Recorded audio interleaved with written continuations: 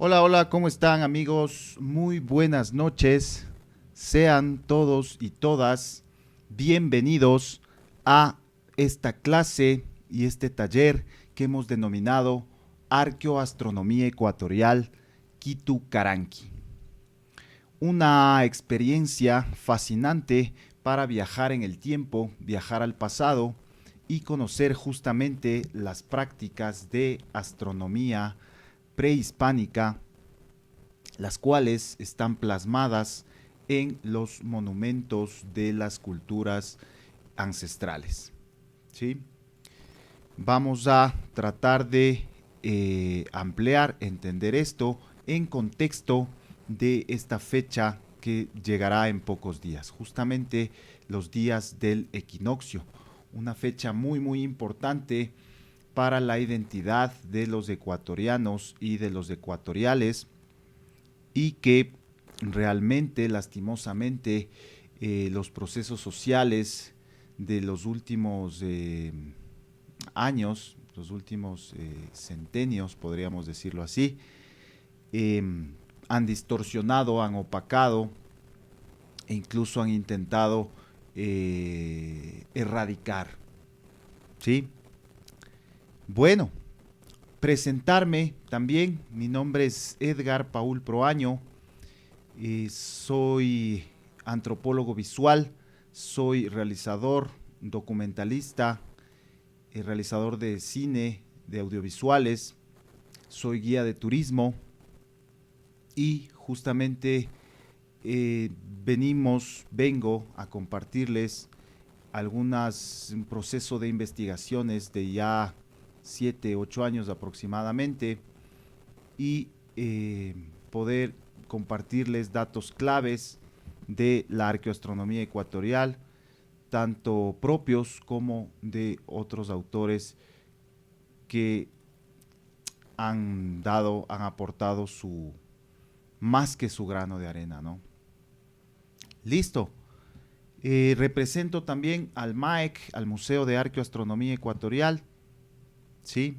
Este proyecto independiente que estudia y divulga justamente las relaciones astronómicas en los sitios arqueológicos y usa también realidad virtual, realidad aumentada para poder comunicar mejor eh, estas relaciones con el cosmos, con los astros, ¿sí?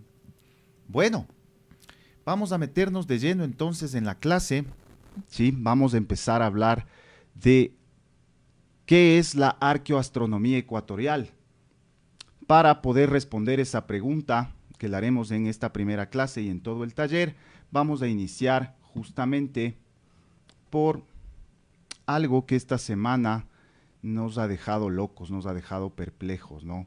Y es justamente una referencia histórica de que habla justamente de lo que se viene, las fechas del equinoccio, ¿no?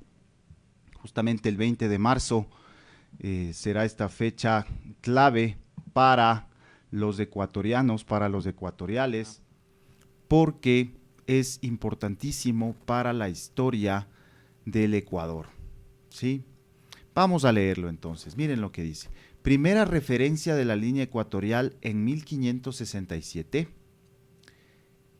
En este lugar que se halla a una legua del cerro que los naturales le llaman La Marca, se reúnen cada 21 de junio, ojo, grandes cantidades de ellos, para rendir culto a sus espíritus que dicen vienen en este día a visitarlos. Hacen de dar griteríos al cerro, porque creen es el ombligo del mundo, y que aquí se une y desune la tierra. Y por eso en este día trazan una línea en el suelo y ponen un palo rodeado de flores, frutas y cosas propias. Y a las 12 del día no se ve la sombra del palo, y esto es motivo de gran alegría y regocijo. Es cosa rara que en de estas tierras siempre hay un continuo viento acompañado de una ceniza que viene de los montes, y por ello los habitantes le llaman Jalpabamba, loma de arena fina, nuestro. ¿sí? Del autor Juan de Meneses, Informe a Corregidor de Otavalo sobre lo que he visto y oído. Quito, agosto de 1567. Hoja número 45, Archivo Histórico de la BAEP. La BAEP es la Biblioteca Aurelio Espinosa Polit, ¿sí? Y este texto fue tomado del diario El Comercio, de un artículo llamado El Monumento de la Mitad del Mundo, 1936, del historiador Amílcar Tapia Tamayo, del año 2018. ¿Sí? 5 añitos, mire. ¿Qué es esto, muchachos? ¿Qué consecuencias puede tener este texto que ustedes están leyendo? ¿Sí? Nos surgen muchas reflexiones de este texto justamente por lo que nos está mostrando. Y vuelvo a preguntar, ¿es una primera referencia de la línea ecuatorial, de la línea equinoccial, en el año 1567? ¿Sí? ¿Qué podemos pensar, qué podemos reflexionar de todo esto? Bueno, primeramente que sí, sería la primera referencia escrita de la línea ecuatorial, ¿sí? De un territorio que está, en este caso, uniendo y separando al mundo, un territorio específico, un territorio pequeño, un territorio controlable, que en este caso el autor describe características incluso de los indígenas, ¿sí? Incluso especifica algunas características cuando describe, ¿sí? ¿Por qué es importante esto, compañeros? Porque este texto que acabo de leerles no consta en otras investigaciones del tema arqueoastronómico,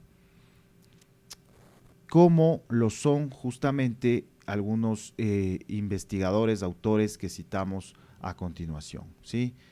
Luciano Andrade Marín, en el año 54, no habla nada de esto. Más bien, él en el año 54 habla un poco de por qué cerro podría pasar la línea ecuatorial, ¿sí? Ya vamos a hablar más adelante de eso. Gustavo Guayasamín, investigaciones del 96 y 2019, no se lo refiere tampoco. Pablo Guaña, 1990, una publicación en un periódico de Quito, tampoco. Y Cristóbal Cobo en el 2012, ¿no? Y la pregunta es, ¿por qué? ¿No conocían estos autores este fragmento, este texto? ¿Sí? Posiblemente no, porque este texto justamente aparece en esta publicación en el 2018, ¿no? Pero, ¿por qué es importante esto? Así no lo conozcan, porque de algún modo complementaría, relacionaría justamente lo que han hecho estas investigaciones valiosas de estos autores, ¿sí? ¿Qué podemos preguntarnos? Miren, ¿qué podemos reflexionar de todo esto? Lo primero es tal vez preguntarnos de qué sitio nos habla, de qué sector nos está hablando. ¿Nos está hablando del Cerro Catequilla, por donde hoy atraviesa la línea ecuatorial, o no? ¿O se está refiriendo a otro sitio en las inmediaciones? Vamos a analizar eso, ¿sí? La otra es, bueno, ¿es la primera referencia escrita de la línea ecuatorial antes de las misiones geodésicas? Recordemos que se piensa que las misiones geodésicas determinaron la línea ecuatorial, lo cual es erróneo, ¿no? Dos, la conciencia de la línea ecuatorial por los indígenas nos la muestra. Nos está hablando de que los indígenas tenían una conciencia de la línea ecuatorial, ¿ah?, en la colonia temprana. La 3 es la conciencia astronómica prehispánica. Nos la muestra. Hay una conciencia de astronomía. Aquí nos adelantamos a decir que, claro, pues ya hay una conciencia de astronomía. Vamos a profundizar. Pero hay un error también aquí. No sé si se fijaron el error. Que justamente la fecha que describe ahí, el 21 de junio, no coincide con los efectos de luz que está describiendo el autor, ¿sí? Más bien coincide con el equinoccio. que ya vamos a ampliarlo más adelante. Y la cuarta es, miren, nos muestra prácticas y herramientas para astronomía, es decir, tecnología indígena astronómica. Estas son las inquietudes y la importancia a breve interpretación de la importancia que tiene este texto, ¿no? Vamos entonces a tratar de responder estas preguntas, ¿sí?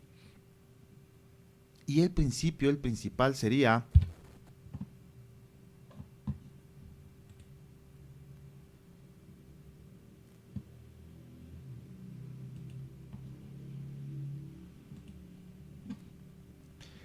el principal sería hablar de qué sitio específicamente nos está refiriendo el texto, ¿no?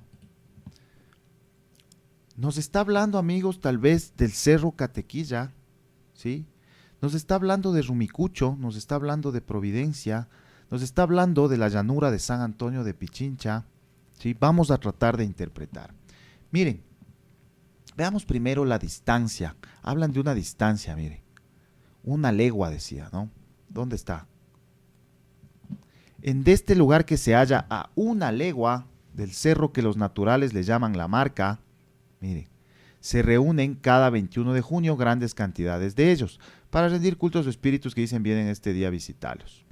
No dice si es una legua hacia el norte o hacia el sur. Nosotros interpretamos sería hacia el sur del cerro La Marca, que es donde hay hasta el día de hoy el pueblo de San Antonio, inmediaciones, cerros, etcétera. ¿Sí? Una legua equivale a 4.82 kilómetros. Si nosotros en Google Earth cogemos y extendemos una línea desde La Marca, lo más cercano es, claro, el poblado de San Antonio o el Cerro Catequilla, ¿sí? Vamos a ver qué más dice, mire. En el caso, bueno, de una legua podemos decir Catequilla o San Antonio, ¿sí? 21 de junio dijimos no coincide en cambio con el poste, con el efecto, ¿no? Que no se produce sombras. Eso más bien sería en marzo, ¿sí? Y acá abajo hay otro dato, miren, interesante, que dice: los habitantes le llaman Jalpabamba, dice, loma de arena fina, ¿ya? Esto es importante porque, como ustedes saben, Bamba, Pampa, hace referencia en quechua a un llano, a una parte plana, ¿sí? Que nos hace pensar en San Antonio. Mire, pero, le traduce como loma de arena fina, ¿ah? Entonces nos hace pensar que sí podría haber sido un promontorio. ¿Ya? Puede ser Catequilla, no puede ser. Ahora, pensemos que sobre las cimas de las montañas suele haber también estos lugares planos, ¿no? Que suelen tener nombres terminados en Bamba o en Pampa, ¿no? Jatumpamba, Jahuapamba, ¿qué más se nos ocurre? Añaspamba, algunas pambas o bambas, ¿no? Miren, entonces, ¿de dónde nos está hablando? ¿Sí? Eso es algo a tomar en cuenta. Eso es algo a tomar en cuenta. Catequilla tal vez, ¿sí? Nos está refiriendo a donde hoy atraviesa el cerro Catequilla, o más bien a algún punto del Providencia. Mire, hay que seguir investigando para poder determinar. Deberíamos ver entonces Jalpabamba, dónde queda Jalpabamba, ¿no? Averiguar con los nativos, a ver si hay algún rastro de ese. En todo caso, sabemos debe estar muy, muy cercano, ¿no? Bueno, ¿qué más podemos ver aquí? Miren, compañeros. Una conciencia de la línea ecuatorial. Ahora, no sabemos si esa conciencia de la línea ecuatorial es justamente en Catequilla o no, pero nos está hablando, nos está trazando, delimitando un punto en el que une y separa la Tierra. Eso es importantísimo porque no es un espacio ancho, no es un concepto ancho, miren, sino más bien estamos hablando de un punto específico que para ellos sería, como ahí mismo lo dicen, el centro del mundo, ¿no? Miren. Y hay que recordar la importancia de Rumicucho y de Providencia cercanos al domo de Catequilla. Eso es, compañeros, ¿sí? Entonces, la conciencia.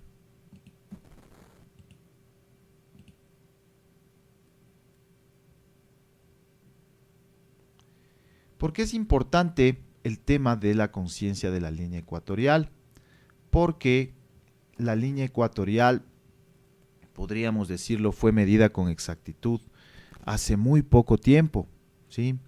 Antes de que asome este texto, esta referencia, ya el investigador Luciano Andrade Marín en el año 54 habla de que la línea ecuatorial pasa por Catequilla, ¿sí?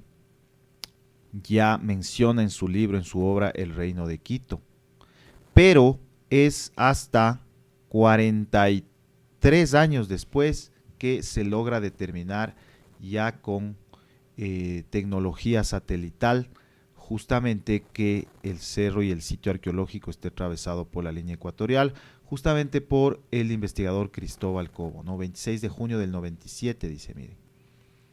Y bueno, se hace esta pregunta, la hipótesis de casual o causal, e inicia una serie de investigaciones justamente. Pero miren, realmente es hace muy poco tiempo que se logra determinar la línea ecuatorial. Y ya, obviamente, este texto complementaría, ¿no?, para darle mucha más relevancia en cuanto a la conciencia de esta línea en el pasado. Haya o no haya pasado refiriéndose a Catequilla en el texto citado, ¿no? No sabemos si se refería a Catequilla o cercano, pero miren, ya está hablando de línea ecuatorial y eso es importantísimo, ¿no? ¿Qué más? ¿Qué más podemos reflexionar? Número 3, miren, una conciencia astronómica. El texto nos está mostrando conciencia de astronomía en los habitantes nativos indígenas del Quito prehispánico, bueno, en este caso colonial temprano, ¿no? Pero 1567, hablamos de 30 y pico de años después de la llegada de los españoles, realmente es un tiempo muy, muy corto. Y conciencia astronómica, miren, de este efecto de luz. El efecto de luz que describe el texto esencialmente nos habla de el 21 de marzo y 21 de septiembre, el día de los equinoccios. Y el 21 de junio, que describe también el texto, no concuerda con los efectos del mismo, ¿no? No concuerda con lo que sucede visualmente ese día, que es que los cuerpos, los postes, las columnas no proyectan sombras, como podemos verlo en la imagen de la derecha, miren. ¿Qué sucede? ¿Por qué los cuerpos no proyectan sombra? Porque ese día el sol se colocará justamente en el ecuador celeste, sobre la línea ecuatorial, sobre la línea equinoccial, es decir, sobre el ecuador terrestre, y ese día el sol circulará por este eje y al mediodía se pondrá a 90 grados sobre nuestras cabezas y los rayos caerán perpendiculares hacia la Tierra y durante unos segundos los cuerpos no proyectarán sombras. Sin embargo, simultáneamente, mientras esto sucede acá en Quito, en latitudes más al sur, más al norte, no va a suceder lo mismo, allá sí va a haber sombras, ¿no? Entonces, la conciencia astronómica de este efecto incluso es la base para entender cómo nuestros antepasados indígenas lograron medir primero lo que decimos mitad del mundo, Quito, y hoy ya hablando de posiblemente la conciencia de línea ecuatorial, ¿no? Miren, entonces, qué importante este texto, cómo puede aportarnos mucho, ¿sí? Conciencia astronómica ecuatorial. Y esto respaldaría también, miren compañeros, las investigaciones de en este caso Gustavo Guayasamín, del año 92 al 96 y posteriormente en el 2019. El Cerco del Sol y la Cruz del Tiempo, en la que justamente en base a esta posición sagrada privilegiada de la ciudad de Quito, como el sol, las sombras que proyecta un poste durante todo un año, nos dibujan una cruz cuadrada perfecta. Miren, como lo vemos aquí, ¿no? Y lo que hablábamos, como en latitudes más al norte, más al sur, México, Guatemala, Cusco y Tiahuanaco respectivamente, las sombras que proyecta un poste no serán equitativas. Entonces, simbólicamente, astronómicamente, cobra relevancia justamente la ciudad de Quito, la línea ecuatorial, la mitad del mundo y estos conceptos relacionados, ¿no?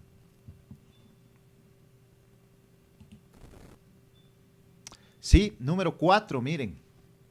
Asimismo, aporta mucho para entender prácticas y herramientas para poder hacer ya astronomía por parte de los nativos en la colonia temprana, ¿no? Ya que lo que nos describe es justamente postes, herramientas, columnas para observar sus sombras, ¿no?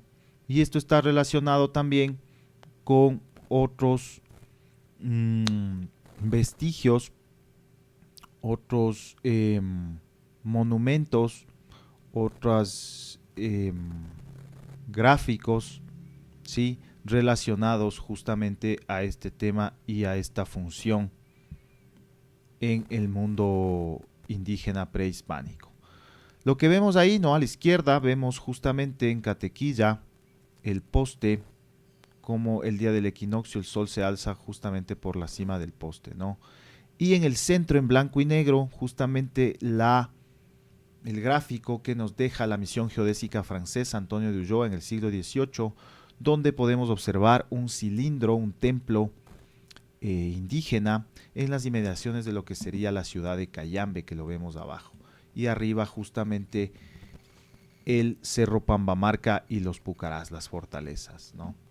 Entonces, miren, habla ya de que en ese sitio se observaban sombras para poder saber que ha llegado ese día, ¿no? Y con gran alegría y regocijo, como ellos dicen, ¿no? Miren, lo mismo, otros que pudo haber existido en San Pablo, templos circulares, ¿no? Entonces, importantísimo el texto, muchachos, para que haya una referencia de cómo se hacía astronomía y ya se hable de estas herramientas que han sido incluso muy cuestionadas por la arqueología tradicional, ¿sí? Pero bueno, las herramientas, la tecnología, amigos, no está solo en lo que el hombre puede construir, sino también está en lo que los dioses han creado, en lo que son los dioses, ¿no? Miren, y es por eso que viene a colación muy importante otra herramienta que la encontramos en el paisaje de Quito, y es justamente el volcán Cayambe, ¿no? El volcán Cayambe, el tercer más alto del Ecuador, 5.790 metros sobre el nivel del mar, y el único volcán en el mundo atravesado por la línea equinoccial. La línea equinoccial atraviesa su glaciar sur, y eso haría que el día del equinoccio nosotros desde Catequilla o Rumicucho podemos ver el sol salir detrás del Cayambe. Hoy entendemos que pudo haber sido muy significativo esta relación, aunque no lo menciona en el texto, pero la fecha nos hace pensar que hubo también esta relación, ¿no? Que no pasó desapercibida esta relación de dos deidades, dos dioses, el sol y la mama Cayambe, ¿no? Claro, desde Rumicucho es mucho mejor verla en este equinoccio, ¿no? 6:20 de la mañana veremos cómo el sol se alza todavía por el glaciar sur, pero mucho más cercano a su punta, a su cima. Y justamente el usar el Cayambe como una herramienta es lo que nos plantea el investigador cayambeño Pedro Pablo Guaña Quimbiulco en el año de 1990, ¿no? A él se le ocurre justamente pensando en la línea ecuatorial, en Huachalá y en San Antonio de Pichincha, cómo el Cayambe nos puede servir para efectuar observaciones hacia la izquierda o hacia la derecha. Pero claro, hay algunas cosas que no nota, que obviamente no consta en este documento importante. Una de ellas, miren, es, nos habla de San Antonio, ¿no? Pero no nos habla del Cerro Catequilla, por ejemplo. Ya, eso es importante, eso es interesante, más bien dicho. Y asimismo hace que la línea ecuatorial pase por el centro del volcán. Hoy sabemos que la línea ecuatorial más bien pasa por, perdón, el glaciar sur del volcán, ¿no? Pero es importantísimo porque, claro, asimismo no conoce este texto previamente discutido, pero aportaría muchísimo lo que ya él pudo desarrollar en los años 90, ¿no? El maestro Pablo Guaña. Y aquí está justamente, miren, este es el fragmento de donde fue publicado, Quito, martes 20 de marzo de 1990, La Hora del Norte, dice. Miren, y acá al lado hay otra noticia que dice que se inician preparativos para festejos, ¿sí? Hay un video de esto, entonces pueden encontrarlo en la descripción, hay un video entero de esto que el maestro Guaña habla, ¿no?, de este tema. Entonces, chequen en la descripción ahí. Y aquí están ya las fotos, miren. Asimismo, como con el paso del tiempo ya nos ha demostrado en fotos cómo el sol se mueve meses a la izquierda, al norte del Cayambe y meses al sur del Cayambe, ¿no? Entonces, una buena referencia para entender asimismo la llegada del día de los equinoccios, ¿ya? Y miren, otra de las cosas interesantes que llega a colación es justamente hablar de un personaje maestro de Guaña, ¿no? Maestro de Pablo Guaña, que lo vemos acá. Es justamente un personaje desconocido para la arqueoastronomía ecuatorial, el señor Neptalí Ulcuango. Y vemos incluso al lado a Mama Tránsito Amaguaña y Neptalí Ulcuango Jr., ¿no? Claro, según nos cuentan, Neptalí Ulcuango, también interesado en las ciencias andinas, en la agricultura, obviamente, era un seguidor del sol y de la luna, y precisamente quien compartió con Pablo Guaña algunos de estos conocimientos, ¿no? Y claro, no se lo menciona Neptalí Ulcuango, hombre tan importante en los libros, en la academia, ¿no? Entonces, alguna vez también el hijo, no sé si sería el que vemos en la foto, nos contaba en Pesillo de cómo le quemaron los libros justamente de las anotaciones que él hacía, ¿no? La esposa le había quemado el libro porque le había encontrado con un amante. Pero bueno, eso ya es otro cuento. En todo caso, tengo del hijo, en este caso, de Neptalí Ulcuango, ¿no? Entonces, miren, compañeros, ya cómo realmente se vuelve fundamental este texto novísimo, este texto, pero, a ver, este texto novísimo, a ver, ¿cómo se vuelve fundamental entonces este texto para hablar de San Antonio de Pichincha, de la zona de la mitad del mundo, ¿no? Y cómo nos plantea estos datos relevantes que confirman las investigaciones de los otros investigadores, ¿no? Y miren, ¿a dónde llegamos? Y claro, cabe la colación aquí hablar de qué significa Quito, ¿no? Porque justamente recordemos que la línea ecuatorial que le da nombre a nuestro país, la República del Ecuador, ¿sí? Justamente cuando nos ponemos a averiguar el significado de la palabra Quito o Quitu, muchos investigadores concuerdan en que podría traducirse como la mitad del mundo, ¿no? ¿Sí? Justamente, obviamente, en una lengua preincásica, en una lengua de los pobladores nativos y de la que luego los incas tomarían el mismo nombre, incluso los caras, luego los incas tomarían este mismo nombre, posiblemente de este rey, este cacique, o hoy nos damos cuenta posiblemente que está atravesado por esta línea de la que los indígenas tenían conciencia, ¿no? Entonces miren cómo el nombre de nuestro país está también relacionado a, a este sitio importantísimo en la mitad del mundo llamado Catequilla, ¿no? Totalmente relacionado a Quito. Eso es, compañeros. Pero bueno, aparte de Catequilla, San Antonio, Rumicucho, la mitad del mundo, la línea ecuatorial, ¿dónde más podemos observar relaciones del equinoccio? ¿Sí? ¿Es solo propio de la zona o hay otros sectores donde también esté plasmado esta fecha importante en la arquitectura? Y claro, hemos encontrado muchos ejemplos en las tolas, en este caso de los alrededores, sector de Imbabura, sector Caranqui, Cayambi, pero también en otras partes del Ecuador, incluso otras partes del mundo, ¿no? Ya que hoy sabemos que es una fecha importante para todas las culturas del mundo prehispánico. Hemos encontrado algunas, entonces vamos a verlas paso a paso. Miren, vámonos a Angochagua, Imbabura. Está muy famoso Angochagua, ¿no? Vi recientemente que ha sido galardonada el sitio por alguna relevancia en el turismo rural.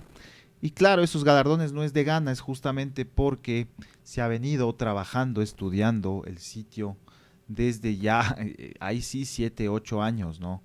Y que obviamente esta información de lo valioso de la cultura ha llegado a otras partes del mundo. Pero bueno, miren, tenemos aquí la Tola Yambaburo y importantísimo que si nos subimos al Yambaburo podemos tener todo un calendario solar con los volcanes deidades de los alrededores, en este caso Cubilchi, Imbabura y Cotacachi. Pero destaca el Imbabura el día de los equinoccios. Es decir, si yo me subo a la Tola Yambaburo el próximo 20 de marzo, voy a poder ver cómo el sol cae justamente por la cima, por la boca del cráter del Imbabura. Es decir, el Imbabura se tragaría al sol, ¿no? En un acto profundamente religioso y sagrado, posiblemente para las culturas, para los habitantes que vivían ahí en el mundo prehispánico. De estas hay muchas más, ¿no? Puntiatzil, bueno, aquí no es en el solsticio, perdón, no es en el equinoccio, más bien es en el solsticio, pero también relaciones de astronomía, ¿no? Miren, vámonos a la Hacienda Zuleta. Y aquí es interesante observar, justamente, hay 14 pirámides truncadas con rampa acá, pero destaca la pirámide A, ¿no? Un montículo piramidal en el que sus 4 vértices de sus 4 esquinas están orientadas a los 4 puntos cardinales. Miren, aquí lo podemos entender mejor. Norte, sur, este y oeste, ¿sí? Por lo que la esquina, la esquina este-oeste cobra relevancia porque si nosotros nos pararíamos abajo, podríamos ver justamente el sol perpendicular al horizonte alzándose alineado con la esquina de la pirámide A.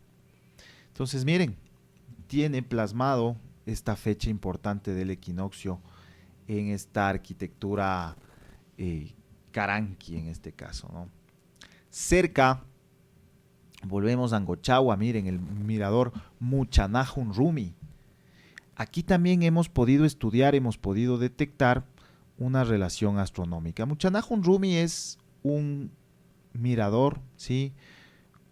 Lamentablemente lo tratan solo como un mirador las autoridades de ahí, ¿no? Hay un columpio, la gente sube a ver, ve las piedras, pero no le dan valor realmente al sitio arqueológico, ¿no? Solo lo trata como que fuera un evento geológico, pero no van más allá para interpretarlo y ver justamente las huellas de personas que usaron ese sitio.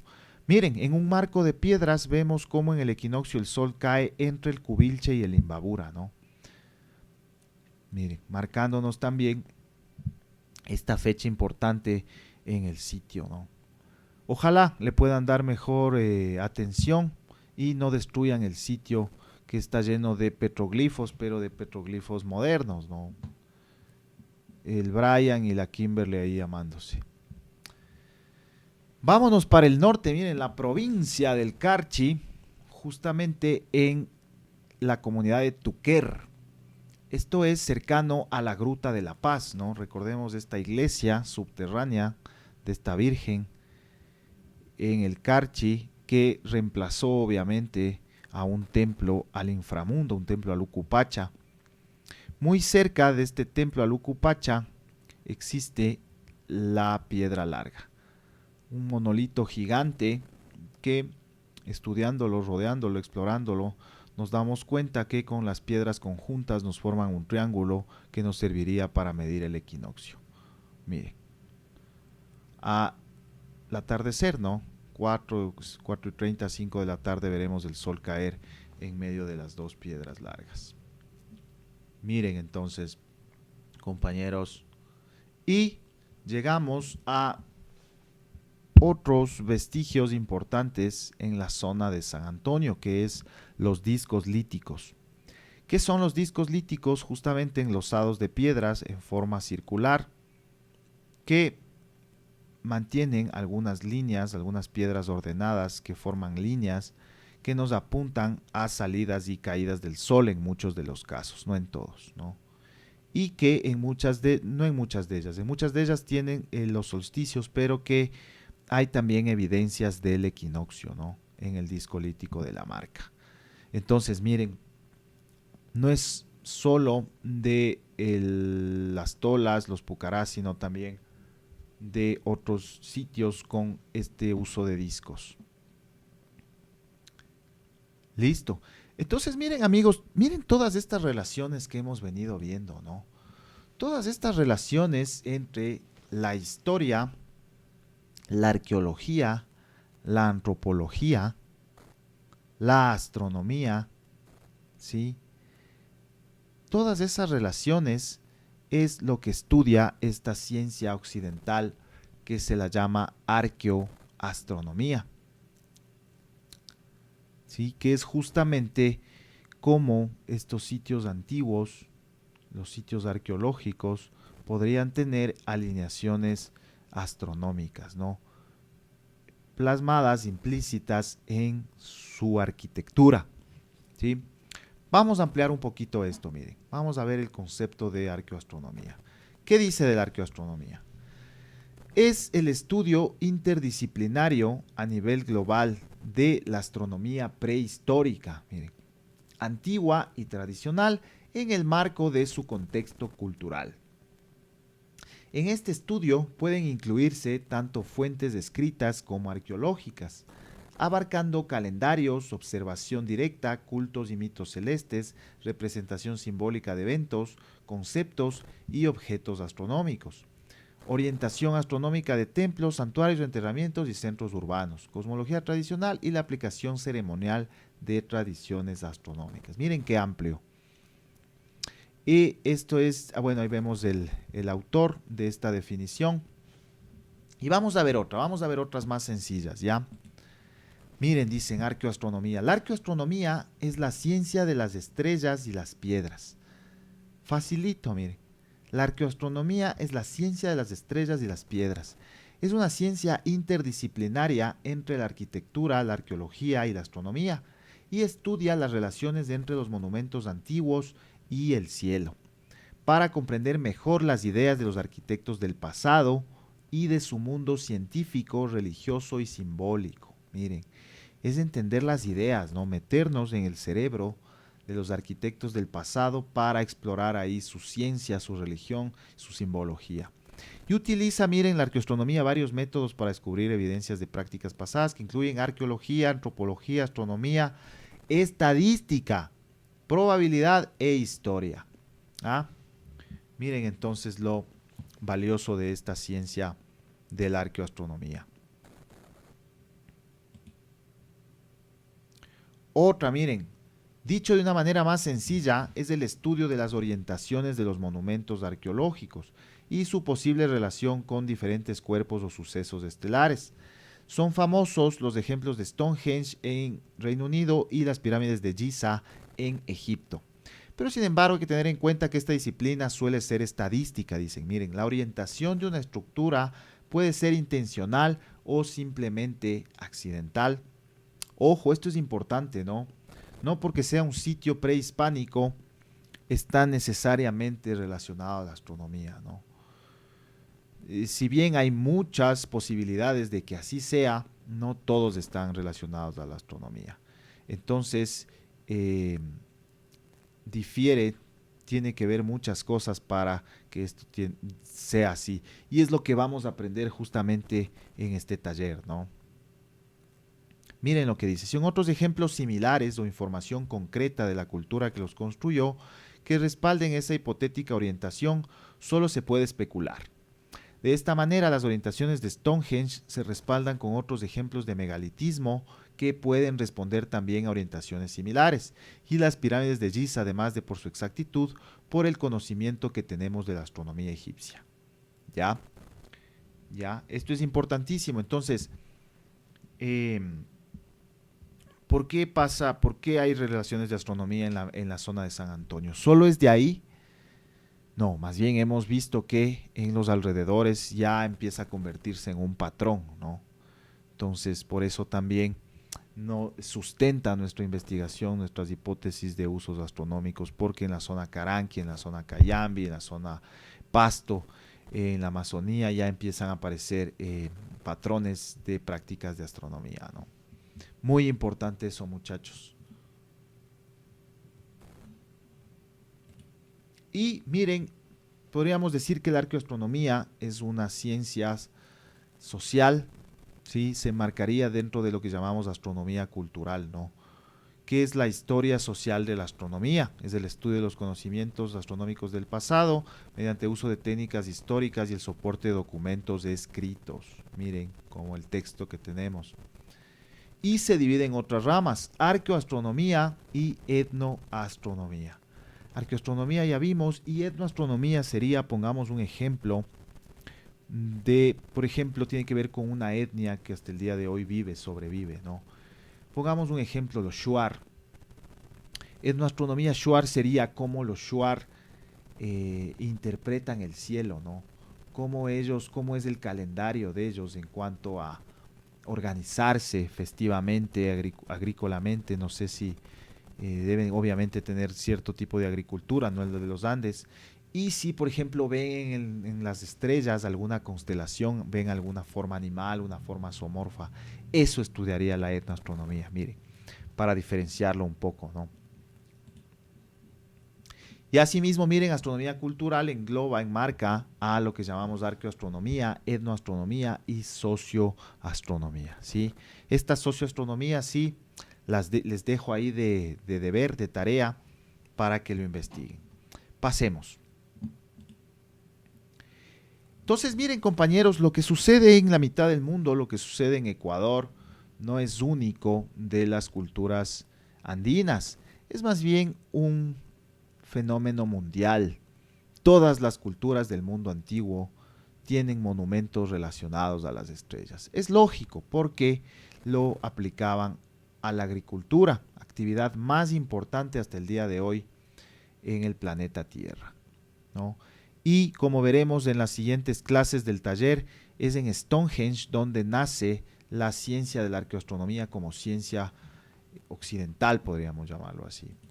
Otros ejemplos en el mundo, miren, Karnak en Egipto, podemos ver el año del sitio y el día de los equinoccios asimismo, ¿no? Entonces, miren por todo el mundo cómo esta fecha tan importante está plasmada en arquitectura. Esto es el montículo de serpiente en Estados Unidos, como un montículo en forma de serpiente, en este caso la boca de la serpiente se come a un gran círculo, posiblemente el sol, ¿no? Apuntado en el 21 de junio. Bueno, este es en otra fecha, pero el ejemplo es válido.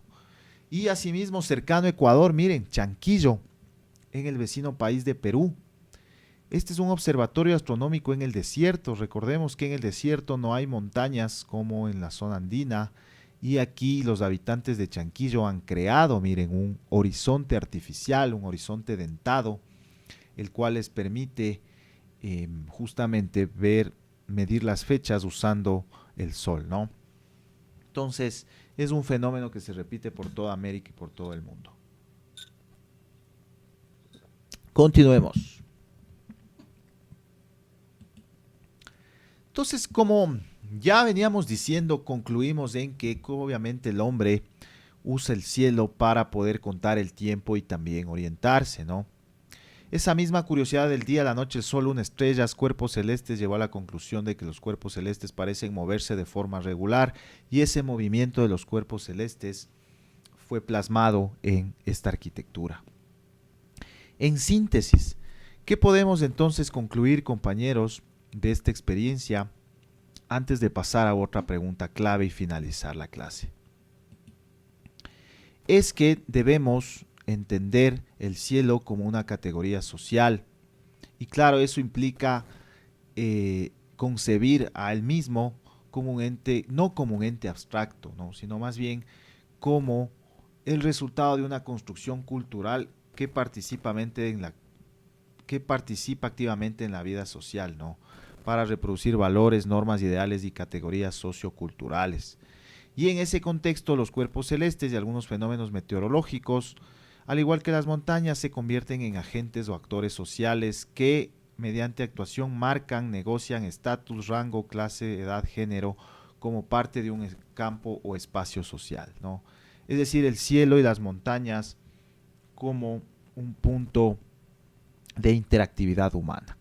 Eso es lo que podríamos resumir, ¿sí? Compañeros, pero la pregunta es, bueno, ¿y qué pasa en el sitio arqueológico que cada uno de nosotros, cada uno de ustedes conoce, ¿no? ¿Qué pasa en el sitio sagrado que hay cercano a mi casa, cercano a la montaña donde vivo, sea en costa, sierra o Amazonía?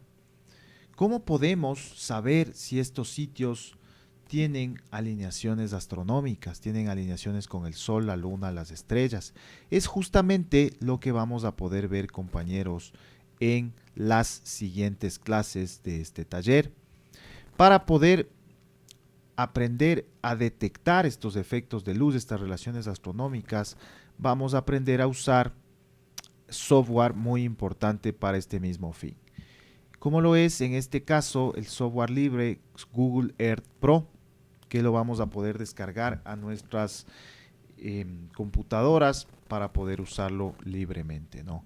¿Qué vamos a hacer en él? Justamente a poder primero detectar sitios importantes en la geografía, en la topografía ecuatoriana y poder predecir justamente estas relaciones con el Sol, que nos permita entender el uso de estos sitios arqueológicos, cualquiera que fuere el que nosotros queramos, ¿no?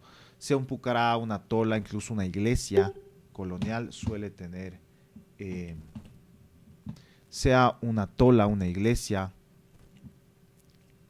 suelen tener las construcciones coloniales también rastros de que hubo una construcción más antigua, ¿no?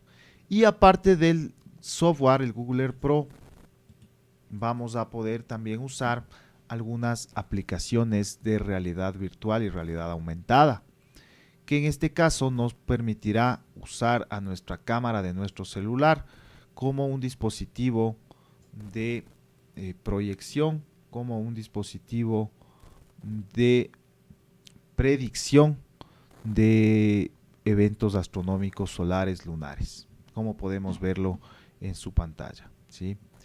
Y asimismo, en las próximas clases de este taller tendremos la ayuda y soporte de algunos libros en PDF, ¿no? En este caso, nuestra obra, nuestro libro Arquitectura Cósmica Ecuatorial, que hemos lanzado en los últimos tiempos para poder justamente evidenciar y entender las relaciones más a fondo en las pirámides Caranqui, ¿sí? Al final del taller también, compañeros, obtendrán un diploma, un certificado de su asistencia con el número de horas en el que ustedes cumplieron, ¿sí? Y recordarles que asimismo la salida de campo está prevista justamente al sitio arqueológico de Rumicucho, en la mitad del mundo, ¿no? Justamente para poder observar estos efectos de luz que suceden al mediodía y al amanecer y en el atardecer, ¿sí?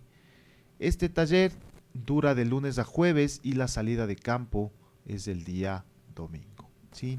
Y si ustedes quieren ser parte de este taller, solamente tiene el aporte, la inversión de $40, miren.